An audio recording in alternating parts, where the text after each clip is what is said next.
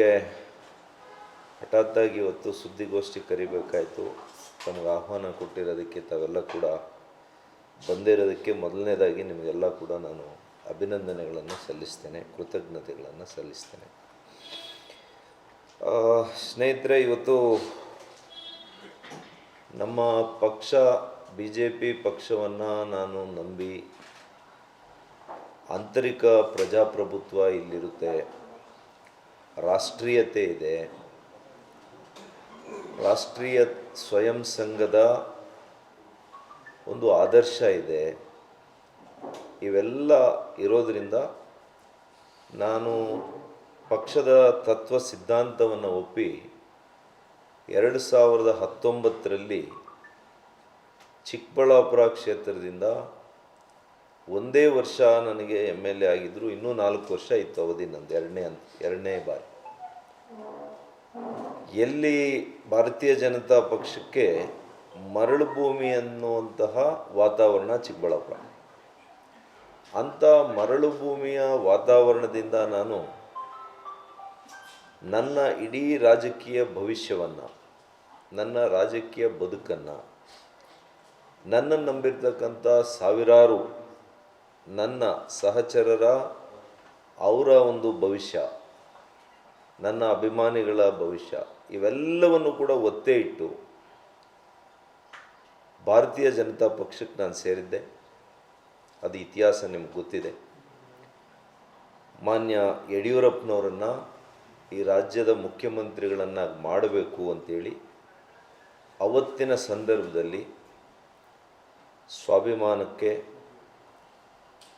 ಒಂದು self respect, ಇದಕ್ಕೋಸ್ಕರ ನಾನು ಅವತ್ತು ಹೋರಾಟ ಮಾಡಿ ಅನೇಕರು ನನ್ನ ಜೊತೆಯಲ್ಲಿ 15-16 ಜನ, ಒಟ್ಟು 17 ಜನ ನಾವು ರಾಜೀನಾಮೆ ಮಾಡಿ ಈ ಪಕ್ಷಕ್ಕೆ ಬಂದ್ವಿ.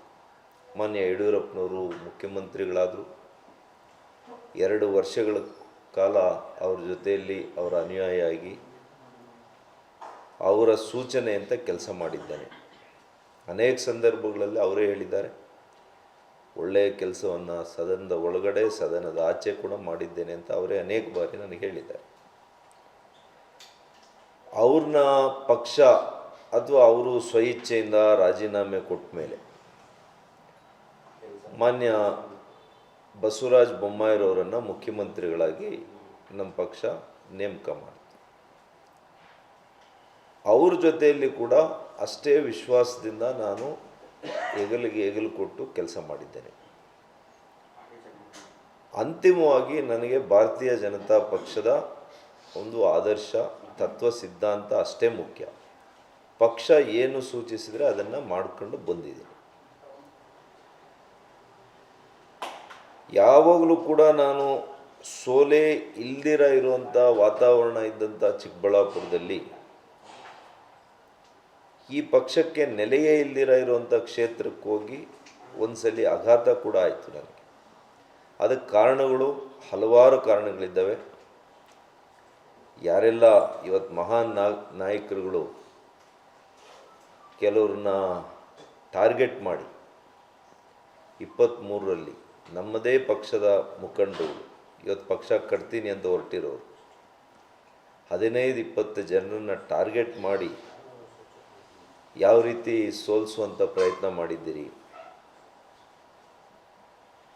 ಅವತ್ತು 19ರಲ್ಲಿ ಎಷ್ಟೆಲ್ಲ ಅಪಪ್ರಚಾರ ಆಯಿತು ನಮ್ಮ ಮೇಲೆ.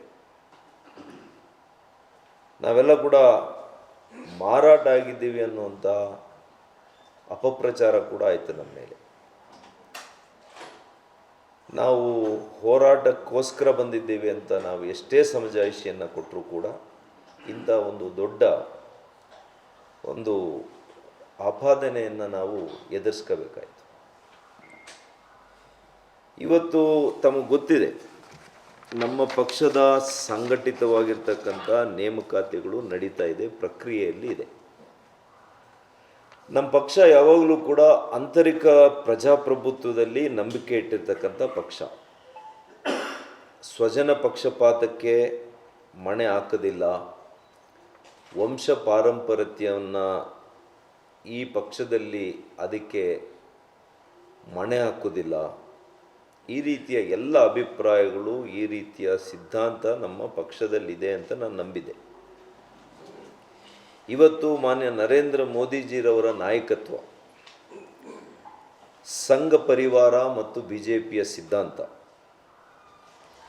ಇವೆಲ್ಲ ನಂಬಿಕೆಗಳಿಂದನೇ ನಾವು ಇಷ್ಟು ವರ್ಷಗಳು, 5 ವರ್ಷ ಆಗಿದೆ ನಾನು ಬಂದು, ಅನೇಕರು ನಾವು ಬಂದು, ಮತ್ತು ಪಕ್ಷದಲ್ಲಿ ಕೂಡ ನಾವೆಲ್ಲ ಕೂಡ ಒಂದೇ ಅಂತೇಳಿ ಕೆಲಸ ಮಾಡ್ಕೊಂಡು ಹೋಗ್ತಾ ಇದ್ದೀವಿ. ಎಷ್ಟೇ ಅಪಮಾನಗಳಾಗಿದ್ದರು, ಎಷ್ಟೇ ನನ್ನನ್ನು ರಾಜಕೀಯವಾಗಿ ತುಳಿಬೇಕು ಅಂತ ಪ್ರಯತ್ನ ಮಾಡಿದರು, ಆ ಭಗವಂತನ ಕೃಪೆ, ದೇವ್ರ ಕೃಪೆ ಇರೋದ್ರಿಂದ, ನನ್ನನ್ನು ನಂಬಿರ್ತಕ್ಕಂಥ ಮಹಾಜನತೆಯ ಅವರ ಆಶೀರ್ವಾದ ಇರೋದರಿಂದ, ಮಾನ್ಯ ನರೇಂದ್ರ ಮೋದಿಜಿರವರ ಮತ್ತು ಮಾನ್ಯ ಅಮಿತ್ ಶಾರವರ, ಮಾನ್ಯ ನಡ್ಡಾರವರ, ಅದೇ ರೀತಿ ಮಾನ್ಯ ಬಿ ಎಲ್ ಸಂತೋಷ್ಜಿರವರ, ನಮ್ಮ ರಾಜ್ಯದ ಪ್ರಮುಖ ನಾಯಕರು ಮಾನ್ಯ ಅಶೋಕ್ರವರು, ಮಾನ್ಯ ಬಸವರಾಜ ಬೊಮ್ಮಾಯಿರವರು, ಮಾನ್ಯ ಪ್ರಹ್ಲಾದ್ ಜೋಶಿರವರು, ಇವರೆಲ್ಲರ ಆಶೀರ್ವಾದ, ಬೆಂಬಲ ಇದ್ದಿದ್ದರಿಂದ ಒಂದು ಸೋಲು, ಒಂದು ಆಘಾತ ಆದಮೇಲೆ ಕೂಡ 24ರಲ್ಲಿ ನನಗೆ ಚುನಾವಣೆಯಲ್ಲಿ ಸ್ವಾಭಾವಿಕವಾಗಿ ಟಿಕೆಟ್ ನನಗೆ ಬರಬೇಕಾಯ್ತು. 3 ಜಿಲ್ಲೆಯಲ್ಲಿ ಮರಳು ಭೂಮಿ ಅನ್ನೋ ಕಡೆ ನಾನಿವತ್ತು ತಳಹಂತದಿಂದ ಕಳೆದ 5 ವರ್ಷದಲ್ಲಿ ನನ್ನ ತನು, ಧನ, ಮನ ಎಲ್ಲವನ್ನು ಅರ್ಪಣೆ ಮಾಡಿ ಅನೇಕ ಮಾಜಿ ಶಾಸಕರುಗಳನ್ನು ಈ ಪಕ್ಷಕ್ಕೆ ಸೇರ್ಪಡೆ ಮಾಡಿ, ಅನೇಕರನ್ನು ಕರ್ಕೊಂಡು ಬಂದು ಪಕ್ಷವನ್ನು ತಳಹಂತದಿಂದ ಸಂಘಟನೆ ಮಾಡಲಿಕ್ಕೆ ಪ್ರಾಮಾಣಿಕ ಪ್ರಯತ್ನ ನಾನು ಮಾಡ್ತಾ ಇದ್ದೇನೆ. ಇವತ್ತು ಸಂಘಟನೆಯ ಪರ್ವ, ಅಂದರೆ ಸಂಘಟಿತವಾಗಿರ್ತಕ್ಕಂಥ ಸಂಘಟನೆಯನ್ನು ಮಾಡ್ತಾ ಇದ್ದಾರೆ. ಇವತ್ತು ಜಿಲ್ಲಾ ಅಧ್ಯಕ್ಷರುಗಳ ನೇಮಕಾತಿ ಪ್ರಕ್ರಿಯೆ ಪ್ರಾರಂಭ ಆಗಿತ್ತು. ಯಾವುದೇ ಚುನಾವಣೆ, ಪಕ್ಷದ ಚುನಾವಣೆಗಳಾಗುವಂಥ ಸಂದರ್ಭದಲ್ಲಿ ಅದು ಸಂವಿಧಾನ ಪೂರ್ವಕವಾಗಿ ಆಗಬೇಕಾಗ್ತದೆ, ಸಂವಿಧಾನಬದ್ಧವಾಗಿ ಆಗಬೇಕಾಗ್ತದೆ, ಆಂತರಿಕ ಪ್ರಜಾಪ್ರಭುತ್ವಕ್ಕೆ ಮನ್ನಣೆ ಕೊಡಬೇಕಾಗ್ತದೆ. ಯಾವುದೇ ಚುನಾವಣೆ ಮಾಡಲಿಲ್ಲ. ಈಗ ಇವತ್ತು 1 ಗಂಟೆಗೆ ನನ್ನ ಸ್ವಂತ ಜಿಲ್ಲೆ ಚಿಕ್ಕಬಳ್ಳಾಪುರ ಜಿಲ್ಲೆಯಲ್ಲಿ, ಅನೇಕ ಜಿಲ್ಲೆಗಳಲ್ಲಿ ಇದೇ ರೀತಿ ನಡೆಯುತ್ತೆ. ಏಕಚಕ್ರಾಧಿಪತ್ಯ ಇದ್ದಂಗೆ, ಪಕ್ಷ ಅಂತಂದರೆ 4 ಜನ ಸೇರಿ ಕಟ್ಟದ ಪಕ್ಷ. ಇವತ್ತು ನಂದೇ ನಡೆಯುತ್ತೆ ಅಂತೇಳಿ ನನ್ನ ಹಿಂದೆ ಮುಂದೆ ಯಾರು ಓಡಾಡ್ತಾರೆ ಅಂಥವ್ರು ಮಾತ್ರ ಎಸ್ ಬಾಸ್ ಅನ್ನೋರು ಬೇಕು, ಜಿ ಹುಜೂರ್ ಅನ್ನೋರು ಬೇಕು. ಅಂಥವರನ್ನು ನೀವು ಅಧ್ಯಕ್ಷರುಗಳು ನೇಮಕ ಮಾಡ್ಕೊಳ್ಳೋದು, ನಿಮಗೆ ಬೇಕಾದಂಥ ರಾಜ್ಯದ ಕಾರ್ಯದರ್ಶಿಗಳು ಮಾಡ್ಕೊಳ್ಳೋದು, ಪ್ರಧಾನ ಕಾರ್ಯದರ್ಶಿಗಳು ಮಾಡ್ಕೊಳ್ಳೋದು, ಉಪಾಧ್ಯಕ್ಷರುಗಳ ನೇಮಕ ಮಾಡೋದು, ಇದು ನಾನು ನಮ್ಮ ರಾಷ್ಟ್ರೀಯ ಸ್ವಯಂ ಸಂಘದ ಮುಖ್ಯಸ್ಥರಿಗೆ ಹಲವು ಬಾರಿ ನಾನು ಈಗಾಗಲೇ, ಯಾಕೆಂದರೆ ಯಾವಾಗಲೂ ನೀವು ಗಮನಿಸಿರ್ಬೋದು, ಎಷ್ಟೇ ನೋವಾಗಿದ್ದರೂ ನಾನೆಂದೂ ಕೂಡ ಮಾಧ್ಯಮದ ಮುಂದೆ ಬಂದು ಪಕ್ಷದ ವಿಚಾರಗಳನ್ನು ನಾನು ಹಂಚ್ಕೊಂಡಿಲ್ಲ. ಹಂಚ್ಕೊಳ್ಳೋ ಅಂಥ ಮನಸ್ಥಿತಿ ಕೂಡ ನಂದಲ್ಲ. ಆ ದಾರಿಯನ್ನು ನಾನು ಯಾವತ್ತೂ ಕೂಡ ಆಯ್ಕೆ ಮಾಡ್ಕೊಳ್ಳಲ್ಲ. ಆದರೆ ಇವತ್ತು ಯಾವ ವ್ಯಕ್ತಿಯನ್ನು, ಯಾರನ್ನು ಮುಖ್ಯಮಂತ್ರಿ ಮಾಡಬೇಕು ಅಂತೇಳಿ ನನ್ನ ಇಡೀ ರಾಜಕೀಯದ ಬದುಕನ್ನೇ ನಾನು ಪಣಕ್ಕಿಟ್ಟು ಬಂದಿರುವಂಥ ವ್ಯಕ್ತಿಯನ್ನು ಇವತ್ತು ರಾಜಕೀಯ ಸಮಾಧಿ ಮಾಡಬೇಕು ಅಂತ ಹೊರಟಿದ್ದಾರಲ್ಲ ಇವತ್ತಿನ ರಾಜ್ಯಾಧ್ಯಕ್ಷರು ಮಿಸ್ಟರ್ BY ವಿಜಯೇಂದ್ರರವರು, ಇವರು ಧೋರಣೆ ಭಾಳಷ್ಟು ಮುಖಂಡರುಗಳಿಗೆ ಈ ರಾಜ್ಯದಲ್ಲಿ ನೋವನ್ನು ತಂದಿದೆ. ಇವರು ಖಂಡಿತವಾಗಿಯೂ ಕೂಡ ಇವರು ಇದೇ ದಾರಿಯಲ್ಲಿ, ನಮ್ಮ ಕೇಂದ್ರದ ನಾಯಕರು ಇವರಿಗೆ ಏನು ಸ್ವಾತಂತ್ರ್ಯ ಕೊಟ್ಟಿಲ್ಲ, ಆದರೆ ಯಾರನ್ನೂ ಒಂದು ವಿಶ್ವಾಸಕ್ಕೆ ತೆಗೆದುಕೊಳ್ಳುವಂಥ ಒಂದು ಗುಣ ಇವರಲ್ಲಿಲ್ಲ. ಇವರು ಈಗಾಗಲೇ ಮುಖ್ಯಮಂತ್ರಿನೂ ಆಗಿದ್ದಾರೆ ಅಥವಾ ಮುಖ್ಯಮಂತ್ರಿಗೆ ಮೇಲಿದ್ದಾರೋ ನನಗೆ ಗೊತ್ತಿಲ್ಲ.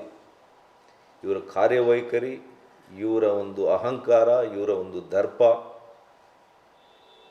ಇರ್ಬೋದು. ಅವ್ರ ಹತ್ರ 1000 ಕೋಟಿ ಇದೆಯೋ ಏನೋ ಗೊತ್ತಿಲ್ಲ ನನಗೆ.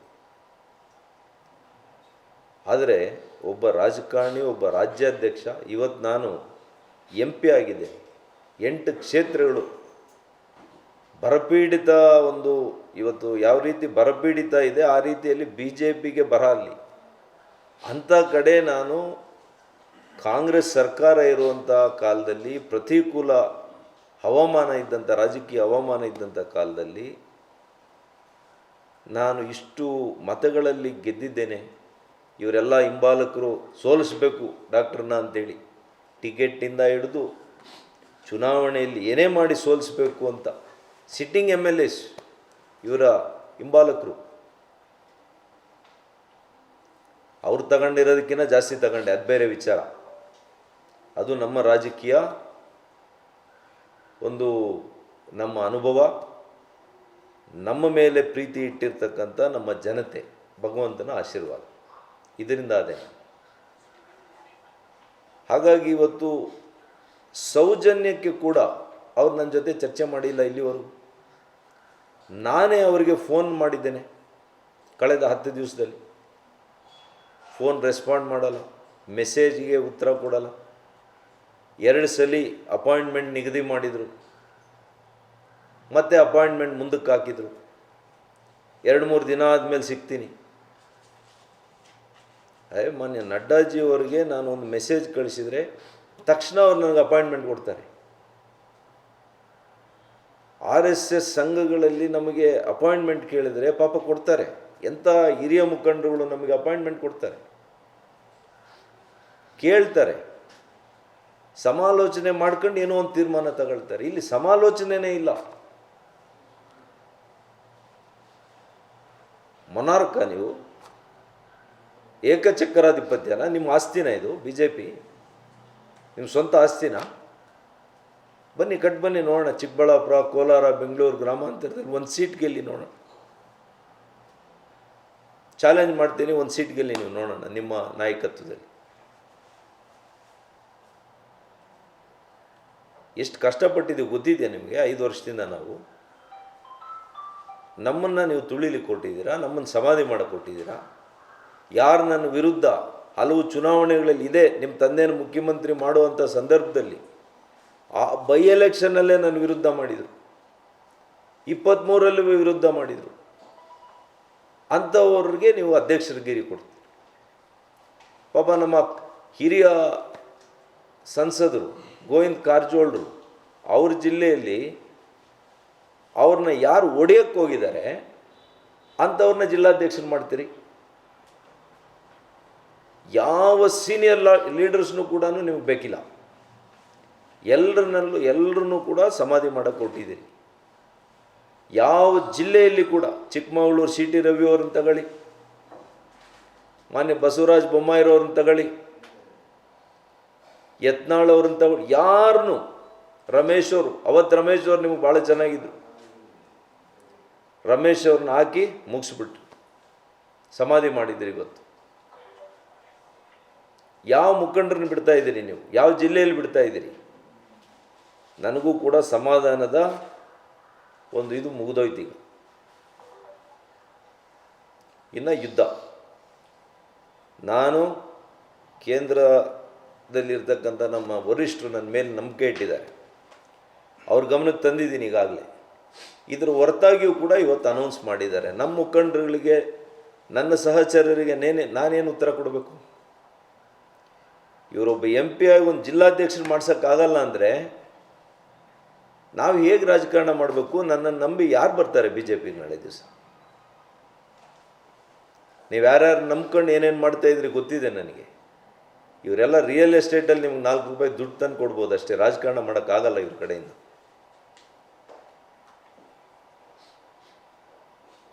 ಇವ್ರ ಕೈಯಿಂದ ಯಾವತ್ತೂ ಒಂದು MLA ಸೀಟ್ ಗೆಲ್ಲಕ್ಕಾಗಲ್ಲ. ತಮ್ಮದ ನಾಯಕತ್ವದಲ್ಲಿ MP ಎಲೆಕ್ಷನ್ ಏನಾಯಿತು? ಉತ್ತರ ಕರ್ನಾಟಕ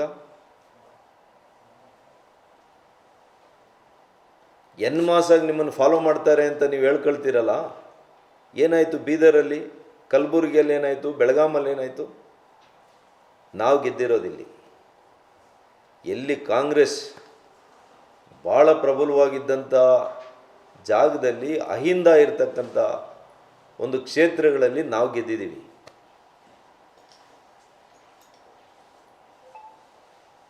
BJP ಭಾಳ ಪ್ರಬಲವಾಗಿರೋ ಕಡೆ ತುಣಕಾಡ್ಕೊಂಡು ಗೆದ್ದಿದ್ದೀರಿ ನೀವು ರಾಜ್ಯಾಧ್ಯಕ್ಷರಾಗಿ.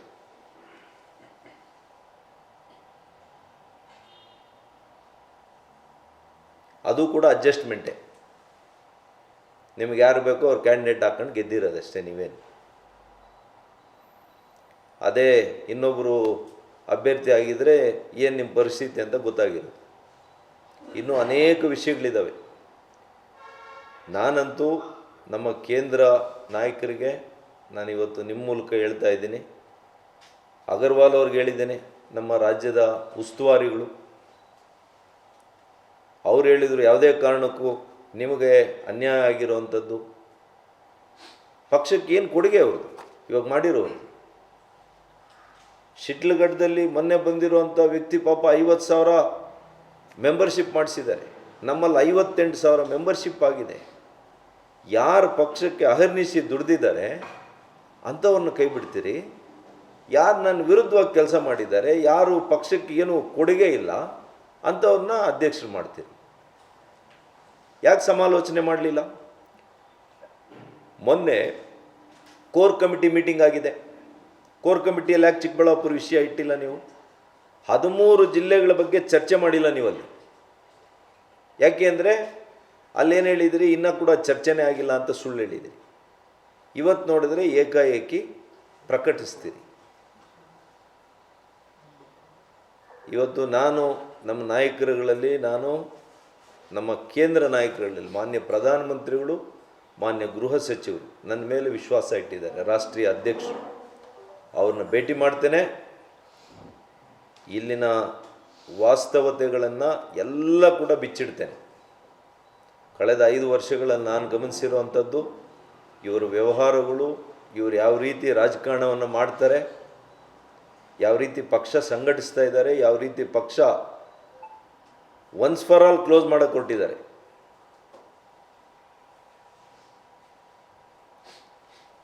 ಹಾಗಾಗಿ ಇದಕ್ಕೆ ಭವಿಷ್ಯ ಇಲ್ಲ. ಇನ್ನು ಇಂಥವರನ್ನು ನೀವು ಮತ್ತೆ ನೆಚ್ಚಿಕೊಂಡ್ರೆ, ಮಾನ್ಯ ಯಡಿಯೂರಪ್ಪನವರೇ ಬೇರೆ, ನಾನು ಅವ್ರ ಜೊತೆ ಕೆಲಸ ಮಾಡಿದ್ದೀನಿ, ಅವ್ರ ವ್ಯಕ್ತಿತ್ವನೇ ಬೇರೆ. ಇವ್ರಿಗೂ ಅವ್ರಿಗೆ ಹೋಲಿಕೆ ಮಾಡೋಕ್ಕೆ ಸಾಧ್ಯನೇ ಇಲ್ಲ. ಮಗ ಆಗಿರ್ಬೋದಷ್ಟೇ. ಅವರ ಒಂದು ಆದರ್ಶ ಬೇರೆ, ಅವರ ಒಂದು ವ್ಯಕ್ತಿತ್ವ ಬೇರೆ.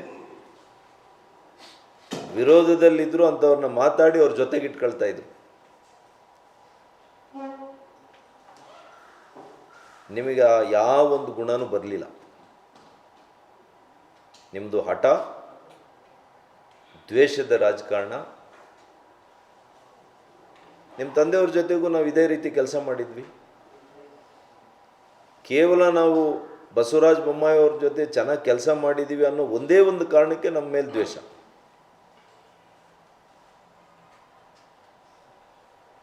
ಅವತ್ತು ನಿಮ್ಮ ತಂದೆಯವ್ರನ್ನ ಮುಖ್ಯಮಂತ್ರಿ ಮಾಡುವಾಗ ಇಲ್ಲೇ ನಮ್ಮ ಮನೆಗೆ ಎಸ್ಸಲಿ ಬಂದ್ರಿ, ಏನೇನು ಭರವಸೆ ಕೊಟ್ರಿ ನನಗೆ, ನಡ್ಕೊಂಡಿದ್ದೀರಾ ನೀವು? ಬಸವಣ್ಣವ್ರ ಪಾದದ ಮೇಲೆ ಪ್ರಮಾಣ ಮಾಡಿದ್ರಿ, ನಡ್ಕೊಂಡಿದ್ದೀರಾ ನೀವು ಏನಾದರೂ ಒಂದು ವಿಚಾರದಲ್ಲಿ? ಆವಾಗಪ್ಪ 19-20. ಹಾಗಾಗಿ ಭಾಳಷ್ಟು ನೋವನ್ನು ಕೊಟ್ಟಿದ್ದೀವಿ. ಆದರೆ ನಾವು ನಂಬಿರ್ತಕ್ಕಂಥ ಪಕ್ಷ, ರಾಷ್ಟ್ರೀಯ ನಾಯಕರುಗಳು ಅವರಿಗೆ ತಿಳಿಸುವಂಥ ಕೆಲಸ ಮಾಡ್ತೀನಿ. ಇವರು ಇದೇ ರೀತಿ ನಮ್ಮನ್ನು ರಾಜಕೀಯವಾಗಿ ಸಮಾಧಿ ಮಾಡೋಕ್ಕೆ ಹೊರಟಿದ್ರೆ ನಾವು ಕೂಡ ರಾಜಕೀಯದ ನಮ್ಮ ಅಳಿವು ಉಳಿನ ಪ್ರಶ್ನೆ ಆಗ್ತದೆ. ನಾವು ಮುಂದೆ ಏನು ತೀರ್ಮಾನ ತಗೋಬೇಕಾಗ್ತದೆ. ಆ ಮಟ್ಟಕ್ಕೆ ತಂದು ನನ್ನನ್ನು ಬಿಟ್ಟಿದ್ದಾರೆ. ಇದು ಹೇಳಬಾರ್ದು ನಾನು. ಇದೇ ನಮ್ಮ ಮನೆಯಲ್ಲಿ ಈಗಿನ ಮುಖ್ಯಮಂತ್ರಿಗಳು, ಅಂದು ಮಾಜಿ ಮುಖ್ಯಮಂತ್ರಿಗಳು ಸಿದ್ದರಾಮಣ್ಣವರು ನನಗೆ ಅತ್ಯಂತ ಆಪ್ತರು. ನೋಡಯ್ಯ, ನೀನು ಉಪಯೋಗಿಸ್ಕೊಂಡು ಅವರು ಕೈ ಬಿಟ್ಬಿಡ್ತಾರೆ, ಮಧ್ಯದ ನೀರಲ್ಲಿ ಬಿಡ್ತಾರೆ. ನನ್ನ ಭಾಳ ಜನರು ನನಗೆ ಅವರ ಅನುಭವವನ್ನು ಹಂಚ್ಕೊಂಡಿದ್ದಾರೆ. ನಿನಗೆ ಹೇಳ್ತಾ ಇದ್ದೀನಿ, ಹೋಗ್ಬೇಡ ಅಂತೇಳಿದ್ರು. ಭಾಳಷ್ಟು ಹೇಳಿದ್ರು. ನಾವು ನಂಬಿ ಇವರನ್ನು ಹೋಗಿದ್ದಕ್ಕೆ ಇವತ್ತು ಈ ರೀತಿಯ ಪರಿಸ್ಥಿತಿ ನನಗೆ ತಂದಿದ್ದಾರೆ. ಬಟ್ ನಮ್ಮದೇ ಆದಂಥ ಶಕ್ತಿ ಇದೆ, ರಾಜಕೀಯ ಶಕ್ತಿ ಇದೆ, ಜನ ನಮ್ಮ ಜೊತೆ ಇದ್ದಾರೆ. ಏನು ಮಾಡಬೇಕು ಅಂತಲೂ ಗೊತ್ತಿದೆ ನನಗೆ. ದೆಹಲಿಗೆ ಇಷ್ಟರಲ್ಲೇ ಭೇಟಿ ಕೊಡ್ತೀನಿ, ಎಲ್ಲ ನಮ್ಮ ರಾಜ್ಯ ಮಟ್ಟದ ನಾಯಕರುಗಳನ್ನ ಮಾತಾಡ್ತೀನಿ. ಅನೇಕ ಜಿಲ್ಲೆಗಳಲ್ಲಿ ಇದೇ ರೀತಿ ಆಗಿದೆ. ಪಾಪ ಕೆಲವ್ರಿಗೆ ಯಾಕೋ ಧೈರ್ಯವಾಗಿ ಮುಂದೆ ಬರೋಕ್ಕೆ ಆಗ್ತಾಯಿಲ್ಲ, ಅಷ್ಟೇ ಬಿಟ್ಟರೆ ಯಾವ ರೀತಿ ಲಾವ ಎಲ್ಲ ಒಳಗಡೆ ಇದೆ, ಯಾವಾಗ ಅದು ಸ್ಫೋಟ ಆಗ್ತದೆ ಗೊತ್ತಿಲ್ಲ. ಒಬ್ಬ ನಾಯಕರನ್ನ, ಒಳ್ಳೆಯ ನಾಯಕರನ್ನ, ಅಂದರೆ ಜನರ ಜೊತೆ ಇದ್ದಂಥ ನಾಯಕರನ್ನ ಒಬ್ಬರನ್ನ ವಿಶ್ವಾಸಕ್ಕೆ ತಗೊಳ್ಳೋವಂಥ ಪರಿಸ್ಥಿತಿ ಇಲ್ಲ ಇವತ್ತು. ಎಸ್ ಬಾಸ್ ಅನ್ಬೇಕಷ್ಟೇ, ನೀವೇನು ಮಾಡ್ತೀರೋ ಅದು ರೈಟ್. ಆ ರೀತಿಯ ಒಂದು ಮನೋಸ್ಥಿತಿಯಲ್ಲಿ ಇವರು ಮುಂದುವರಿಸಿದರೆ ಖಂಡಿತವಾಗಿಯೂ ಕೂಡ ಎಷ್ಟೋ ಜನರು ಕಟ್ಟಿ ಬೆಳೆಸಿರ್ತಕ್ಕಂಥ ಪಕ್ಷನ ಅವನತಿಗೆ ತರ್ಕೊಂಡು ಹೋಗುವಂಥ ಕೆಲಸ ಮಾಡ್ತಾಯಿದ್ದಾರೆ. ಅದಕ್ಕಾಗಿ ಇವರ ಧೋರಣೆಗೆ ನನ್ನ ಧಿಕ್ಕಾರ, ಇವರ ಅಹಂಕಾರಕ್ಕೆ ಧಿಕ್ಕಾರ, ಇವರ ಮನೋಸ್ಥಿತಿಗೆ ನನ್ನ ಧಿಕ್ಕಾರ ಇದೆ. ಇವರನ್ನು ನಾನು ಆಗ್ರಹಪೂರ್ವಕವಾಗಿ ಕೇಂದ್ರ ನಮ್ಮ ನಾಯಕರುಗಳಲ್ಲಿ ಮನವಿ ಮಾಡ್ತೇನೆ, ಇವ್ರ ಧೋರಣೆಯನ್ನಾದರೂ ಬದಲಾಯಿಸಿ, ಸರಿಪಡಿಸಿ, ಇಲ್ಲ ಇವರನ್ನೇ ಬದಲಾಯಿಸಿ ಅಂತೇಳಿ ನಾನು ನನ್ನ ಆಗ್ರಹಪೂರ್ವಕವಾದಂಥ ಮನವಿಯನ್ನು ತಮ್ಮ ಮೂಲಕ ಮಾಡುವಂಥ ಪರಿಸ್ಥಿತಿ ಬಂದಿದ್ದಕ್ಕೆ ಕ್ಷಮೆ ಇರಲಿ ಅಂತ ನಮ್ಮ ನಾಯಕರುಗಳಲ್ಲಿ ನಾನು ಕೇಳಿ, ಮಾನ್ಯ ಪ್ರಧಾನಿಗಳಲ್ಲಿ, ಮಾನ್ಯ ಅಮಿತ್ ಶಾ ಅವರಲ್ಲಿ, ಮಾನ್ಯ ನಡ್ಡಾ ಅವರಲ್ಲಿ ನಾನು ಅಪಾಯಿಂಟ್ಮೆಂಟ್ ಕೇಳ್ತೀನಿ. ಸದನ ಪ್ರಾರಂಭ ಆಗ್ತಾಯಿದೆ. ಅನೇಕ ನಮ್ಮ ಎಂ ಪಿಗಳು ಈಗಾಗಲೇ ಅವರ ಭಾವನೆಗಳನ್ನು ಕೂಡ ನನ್ನ ಜೊತೆ ಹಂಚ್ಕೊಂಡಿದ್ದಾರೆ. ಬಹುಶಃ ನಾವೆಲ್ಲ ಹೋಗಿ ಇವತ್ತು ಬಹಿರಂಗ ಪತ್ರ ಕೂಡ ಹೋಗ್ತಾ ಇದೆ, ಅನೇಕರು ಕಳಿಸ್ತಾ ಇದ್ದಾರೆ. ಹಾಗಾಗಿ ಇದಕ್ಕೆ ಒಂದು ಇತಿಶ್ರೀ ಆಡಬೇಕು ಅಂತೇಳಿ ನಾವೆಲ್ಲ ಕೂಡ ಮನವಿಯನ್ನು ಮಾಡ್ತೇವೆ. ಇಷ್ಟು ವಿಷಯಗಳನ್ನು ತಮ್ಮ ಜೊತೆ ಹಂಚ್ಕೋಬೇಕು ಅಂತೇಳಿ ಇವತ್ತು ತಮ್ಮನ್ನು ಆಹ್ವಾನ ಮಾಡಿದ್ದೆ. ಬಂದಿರೋದಕ್ಕೆ ಮತ್ತೊಮ್ಮೆ ನಿಮಗೆಲ್ಲ ಕೂಡ ನನ್ನ ಕೃತಜ್ಞತೆಗಳನ್ನು ಅರ್ಪಿಸ್ತೇನೆ. ಸರ್, ಈಗಾಗಲೇ ನಾವು ಅವ್ರ ಬಣ ಅಧ್ಯಕ್ಷರು ಇಳಿಬೇಕು ಅನ್ನೋಂಥ ವಿಚಾರವಾಗಿ ಹೋರಾಟ ಮಾಡ್ತಾರೆ. ನೀವು ಏನಾದರೂ ಅವ್ರ ಬಣ ಸೇರ್ತೀರಾ ಅಥವಾ ನಿಮ್ದೆ ನನಗೆ ಬಣದಲ್ಲಿ ಇವೆಲ್ಲ ನನಗೆ ಅನೇಕ ಕಡೆ ಅನೇಕ ಬಾರಿ ಆಹ್ವಾನ ಇತ್ತು, ನಾನೆಲ್ಲೂ ಕೂಡ ಹೋಗಿಲ್ಲ. ಹಾಗೆ ಅಂತ ಹೇಳಿಬಿಟ್ಟು ಅವರು ಹೇಳ್ತಾ ಇರೋದು ಸರಿಯಲ್ಲ ಅಂತ ಹೇಳೋದಿಲ್ಲ. ನಾನು ನಮ್ಮ ರಾಷ್ಟ್ರೀಯ ಪಕ್ಷದ ನಾಯಕರುಗಳಲ್ಲಿ ನನ್ನ ನಂಬಿಕೆ ಇದೆ, ಇದನ್ನು ಸರಿಪಡಿಸ್ತಾರೆ. ನಮ್ಮ ಮಾರ್ಗ ಸರಿಯಾಗಿರಬೇಕು.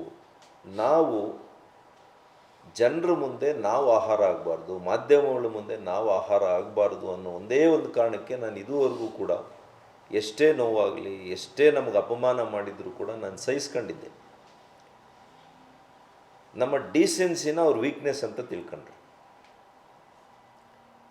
ಅದು ನಮ್ಮ ವೀಕ್ನೆಸ್ ಅಲ್ಲ, ನಮ್ಮ ಒಳ್ಳೆತನನೇ ನೀವು ಬಲಹೀನತೆ ಅಂತ ತಿಳ್ಕೊಂಡ್ರೆ ನಮ್ಮ ಶಕ್ತಿ ಏನು ಅಂತ ಮುಂದೆ ತೋರಿಸ್ತೀವಿ. ಸರ್, ಬೊಮ್ಮಾಯಿ, ಪ್ರಹ್ಲಾದ್ ಜೋಶಿ, ಸಂತೋಷ್ ಅವ್ರ ಹೇಳಿದ್ರಿ, ಅವ್ರ ಜೊತೆ ಮಾತಾಡೋದಿಲ್ಲ ಸರ್ ಈ ವಿಚಾರವಾಗಿ? ಎಲ್ಲರ ಜೊತೆ ಮಾತಾಡಿದ್ದೀನಿ. ಲಾಸ್ಟ್ ರಿಸಲ್ಟ್ ಇಲ್ಲಿಗೆ ಬಂದಿದ್ದೀನಿ. ಅದೇ ಹೇಳಿದ್ನಲ್ಲ, ವಾಲ್ಗೆ ಪುಷ್ ಮಾಡಿದ ಮೇಲೆ ನಾನು ಇಲ್ಲಿಗೆ ಬಂದಿರೋದು.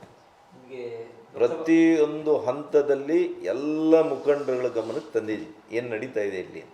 ಹೇಳಿದ್ರಿ ಪಾರ್ಟಿ ಬಹಳ ಅವನತಿಯತ್ತ ಹೋಗ್ತಾ ಇದೆ ನಡವಳಿಕೆಯಿಂದ. ಈಗ ಅವರು ಧೋರಣೆ ಬದಲಾವಣೆ ಮಾಡಿದ ಸರಿ ಆಗ್ತವ ಅಥವಾ ವಿಜೇಂದ್ರ ಬದಲಾವಣೆ ಮಾಡಿದ ಸರಿ ಆಗ್ತದೆ? ಕೆಲವ್ರು ಗುಣ ಸುಟ್ಟರು ಹೋಗಲ್ಲ ಅಂತಾರೆ, ಆ ಥರದ್ದು ಕ್ಯಾಟಗರಿ ಅನಿಸುತ್ತೆ ಇದು. ನಾನು ನೋಡಿದೆ, ಒಂದು ಹುದ್ದೆ ಬಂದ ಮೇಲಾದರೂ ಬದಲಾಗ್ತಾರೆ. ಒಂದು ವರ್ಷ ಮೊನ್ನೆ ಆಯಿತು, ಒಂದು ವರ್ಷ ಆದಮೇಲಾದರೂ ಇವರು ಬದಲಾಗ್ತಾರೆ, ಎಲ್ಲರನ್ನೂ ಕರೆದು ವಿಶ್ವಾಸಕ್ಕೆ ಕರೀತಾರೆ, ಮಾತಾಡ್ತಾರೆ. ನಾನೇ ಮಾತಾಡ್ತೀನಿ ಅಂತ ಹೇಳಿದರೂ ಕೂಡ ಪಕ್ಷದ ಹಿತದೃಷ್ಟಿಯಿಂದ ಅದಕ್ಕೆ ಕೂಡ ಅವರು ಸಮಯ ಕೊಡೋದಿಲ್ಲ ಅಂದರೆ ಇವರಿಂದ ಪಕ್ಷದ ಸಂಘಟನೆ ಸಾಧ್ಯನೇನ್ರಿ? ನಿಮ್ಮನ್ನು ರಾಧಾಮೋಹನ್ ಅವ್ರು ಬಂದಾಗ ಸಭೆಗೆ ಹೋಗಿದ್ರಿ, ಶಾಸಕರು ಹೋಗಿದೆ, ಅವ್ರ ಜೊತೆನೂ ಹೇಳಿದ್ದೇನೆ. ಅವ್ರು ರೈಟಿಂಗಲ್ಲಿ ಕೊಟ್ಟಿದ್ದಾರೆ ಇಂಥವ್ರನ್ನ ಕನ್ಸಿಡರ್ ಮಾಡಲ್ಲ ಅಂತ. ಹಾಂ, ಅವರೇ ಹೇಳಿ ನೋಡೋಣ. ಸರ್, ಯಾವ ಧೈರ್ಯದ ಮೇಲೆ ಅದು ನೇಮಕಾತಿ ಮಾಡ್ತಾರೆ ಜೊತೆ ಚರ್ಚೆ ಮಾಡಿದ್ರೆ? ಯಾಕಂದ್ರೆ ನಿಮ್ಮಿಂದಾನೇ ಹೇಳ್ತಾ ಇದ್ರಿ ಗೆದ್ದಿದ್ದು ಪಾರ್ಟಿ ಬೇರೂರಿದ್ದು ಮತ್ತೆ ನಾವು ಬಿಜೆಪಿ ಗೆದ್ದಿದ್ದು ಅಂತ. ಯಾವ ಧೈರ್ಯದ ಮೇಲೆ ಅವರು ನೇಮಕಾತಿ ಮಾಡ್ತಾರೆ ನಿಮ್ಮ ಪ್ರಕಾರ? ನೋಡೋಣ ಯಾವ ಧೈರ್ಯದ ಮೇಲೆ ಮಾಡ್ತಾ ಇದ್ದಾರೆ, ಯಾವ ಧೈರ್ಯದ ಮೇಲೆ ಮುಂದೆ ಪಕ್ಷ ಕಟ್ತಾರೆ ನೋಡೋಣ. ಯಾರು? ನಾನು ನೋಡ್ರಿ, ನಾನು ಯಾವ ಸ್ಥಾನಮಾನಗಳಿಗೂ ನಾನು ಲಾಬಿ ಮಾಡಿಲ್ಲ, ಮಾಡೋದು ಇಲ್ಲ. ಪಕ್ಷದ ಅಂತಿಮವಾಗಿ ನಮ್ಮ ವರಿಷ್ಠರೇನಿದ್ದಾರೆ ಅವ್ರು ಯಾರಿಗೇನು ಹುದ್ದೆ ಕೊಟ್ಟರೆ ಅದಕ್ಕೆ ನಾನು ಗೌರವ ಕೊಡ್ತೇನೆ ಅಷ್ಟೇ. ಆದರೆ ಆಂತರಿಕ ಪ್ರಜಾಪ್ರಭುತ್ವ ಇದಲ್ಲ, ಜಿಲ್ಲಾಧ್ಯಕ್ಷರು ಹೆಂಗೆ ನೇಮಕ ಆಗಬೇಕು? ಅಲ್ಲಿ ಯಾರು ಮೆಂಬರ್ಶಿಪ್ ಮಾಡಿದವ್ರು ಯಾರು? ಅವ್ರ ಮಧ್ಯೆ ನಿಮಗೆ ಚುನಾವಣೆ ಮಾಡಬೇಕಾಗಿತ್ತು, ಯಾಕೆ ಮಾಡಲಿಲ್ಲ?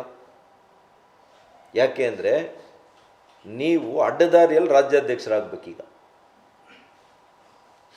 ಇಲ್ಲಿ ಚುನಾವಣೆ ನಡೆದರೆ ಚಿಕ್ಕಬಳ್ಳಾಪುರದಲ್ಲಿ ಸುಧಾಕರ್ ಅವ್ರ ಬೆಂಬಲಿಗರು ಅಧ್ಯಕ್ಷರಾಗ್ತಾರೆ, ನಾಳೆ ನನಗೆ ಓಟ್ ಹಾಕ್ತಾರೋ ಇಲ್ವೋ? ಈ ರೀತಿ ಲೆಕ್ಕಾಚಾರಗಳಿರುತ್ತೆ. ನಾವೇನು ರಾಷ್ಟ್ರೀಯ ನಾಯಕರು ಏನು ಹೇಳಿದರೆ ಅದನ್ನು ಮಾಡ್ತಾ ಇದ್ವಿ ನಾವು. ನಿಮಗೆ ಓಟ್ ಕೊಡೋದು ನಿಮಗೆ ಕೊಡಿಸ್ತಾ ಇದ್ದೆ ನಾನು. ಅಲ್ಟಿಮೇಟ್ಲಿ ನಮಗೇನು, ನಮಗೆ ರಾಷ್ಟ್ರೀಯ ನಾಯಕರು ಏನು ಹೇಳಿದರೆ ಅದನ್ನು ಮಾಡ್ತೀವಿ. ಆದರೆ ಆಂತರಿಕ ಪ್ರಜಾಪ್ರಭುತ್ವನೇ ಕಗ್ಗೊಲೆ ಮಾಡಿಬಿಟ್ರೆ ನೀವು, ಒಂದೇ ಒಂದು ಪ್ರೊಸೀಜರ್ನ ಫಾಲೋ ಮಾಡಿಲ್ಲ ನೀವು. ನಿಮಗೆ ನಾಳೆ ಯಾರು ಓಟ್ ಹಾಕ್ತಾರೆ, ನೀವು ಹೆಂಗೆ ರಾಜ್ಯಾಧ್ಯಕ್ಷರಾಗಬೇಕು, ಇಷ್ಟೇ. The entire system is rigged. The entire political system, the electoral system of the state presidentship is totally manipulated. Manipulation ಮಾಡಿದ್ದಾರೆ. ನಾನು ಹೋಗಿಲ್ಲ ಅದಕ್ಕೆ. ನೋಡಿ, ನಾನು ಅದನ್ನೇ ಹೇಳ್ತಾ ಇದ್ದೀನಿ, ನಾನು ಯಾರ ಸಭೆಗಳಲ್ಲಿ ಭಾಗಿಯಾಗಿಲ್ಲ. ನಾನು ಪಕ್ಷದ ಸಿದ್ಧಾಂತಕ್ಕೆ ಒಗ್ಗಿಕೊಂಡು ನಾನು ಅದೇ ದಾರಿಯಲ್ಲಿ ಇಲ್ಲಿವರೆಗೂ ಕೂಡ ಕಾನ್ಷಿಯಸ್ ಆಗಿದ್ದೆ. ನಾನು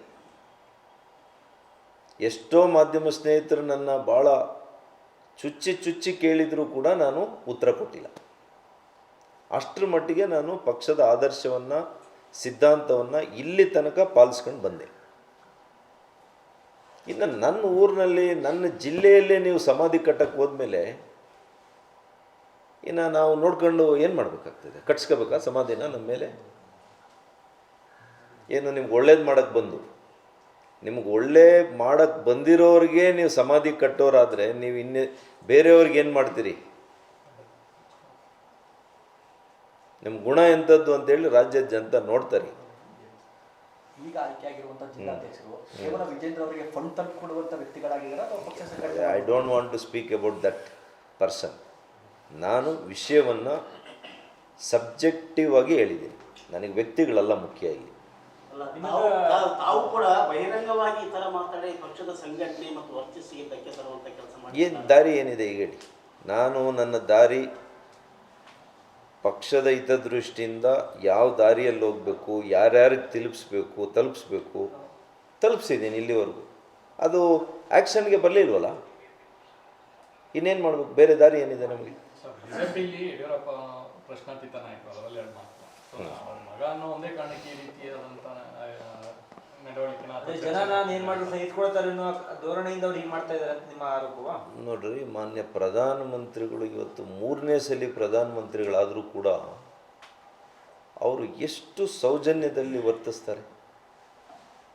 ಒಬ್ಬ ಸಣ್ಣ ಕಾರ್ಯಕರ್ತ ಹೋದರೂ ಕೂಡ ಅವರು ಕಂಪಲ್ಸರಿ ಯಾವುದೇ ಊರಿಗೆ ಹೋಗಲಿ, ಒಬ್ಬ ಸಣ್ಣ ಕಾರ್ಯಕರ್ತನಿಗೆ ಎಷ್ಟು ಗೌರವದಿಂದ ಮಾತಾಡ್ತಾರೆ. ನಾವು ಹುದ್ದೆ ಎಷ್ಟು ದೊಡ್ಡ ವ್ಯಕ್ತಿಗಳಾದರೆ ಅಷ್ಟು ಹಂಬಲಾಗಿ ನಡ್ಕೋಬೇಕು. ನಾವು ಹ್ಯುಮಿಲಿಟಿನೇ ಇಲ್ಲ ಇವರಿಗೆ.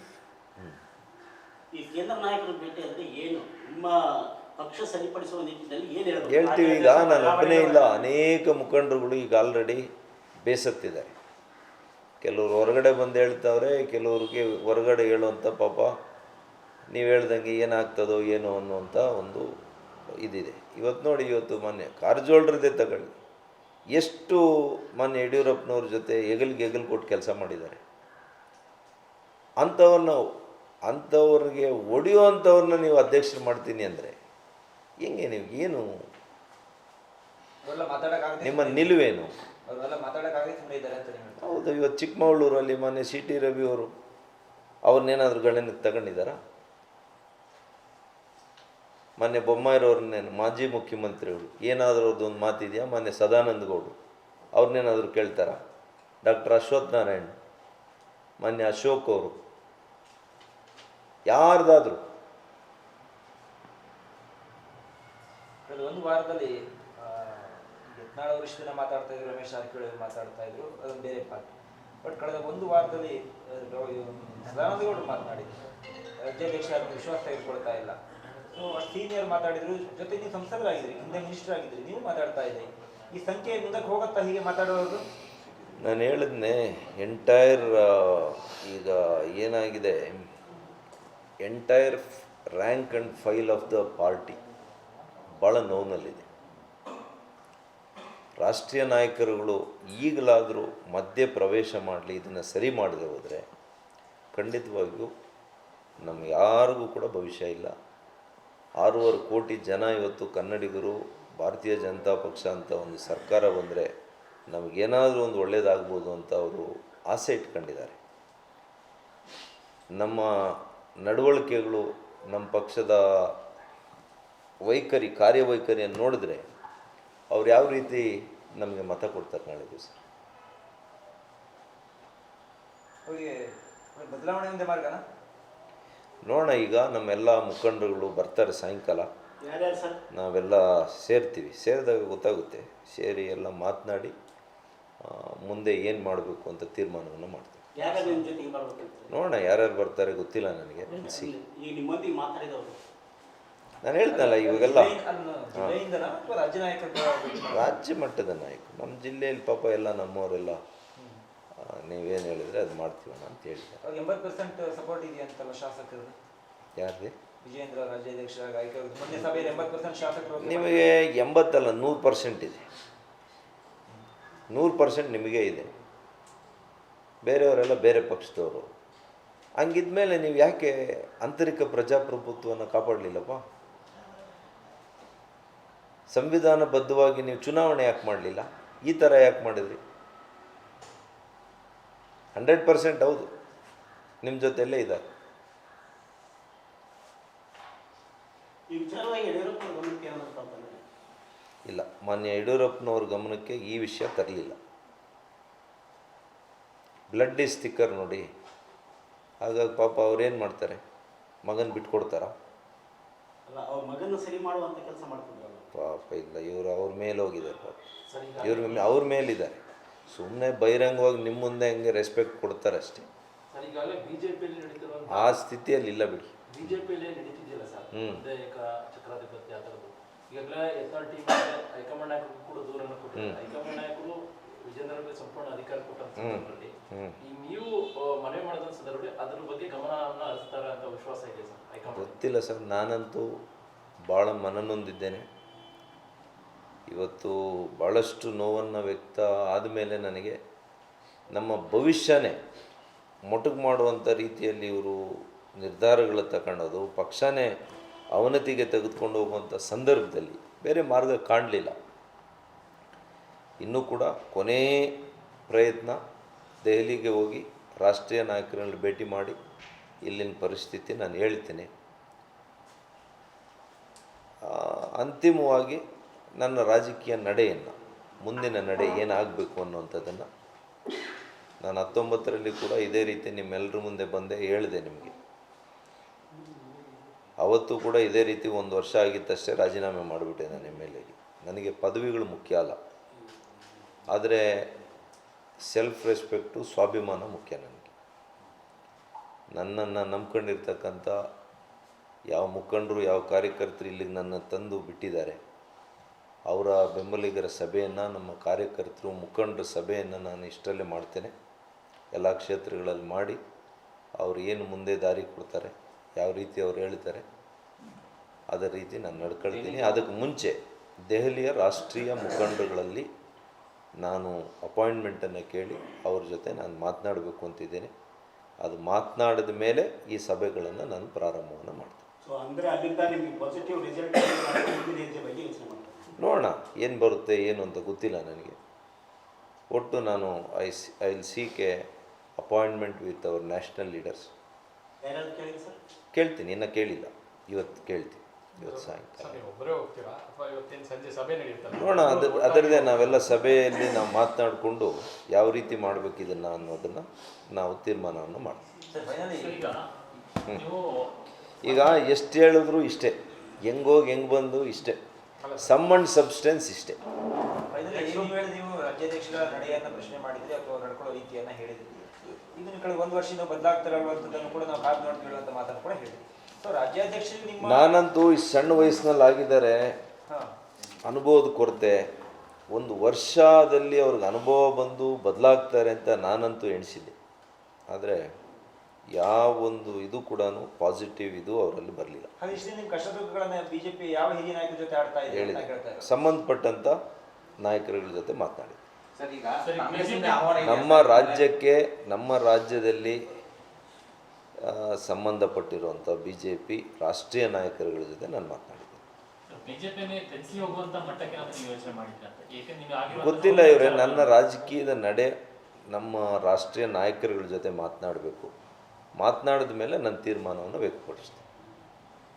ರಾಜಕಾರಣದಲ್ಲಿ ಹಿಂಗೆ ಆಗುತ್ತೆ ಅಂತ ನಾವು ಹೇಳೋಕ್ಕಾಗುತ್ತಾ? ಎನಿಥಿಂಗ್ ಕ್ಯಾನ್ ಹ್ಯಾಪನ್ ಅಲ್ವಾ? Thank you.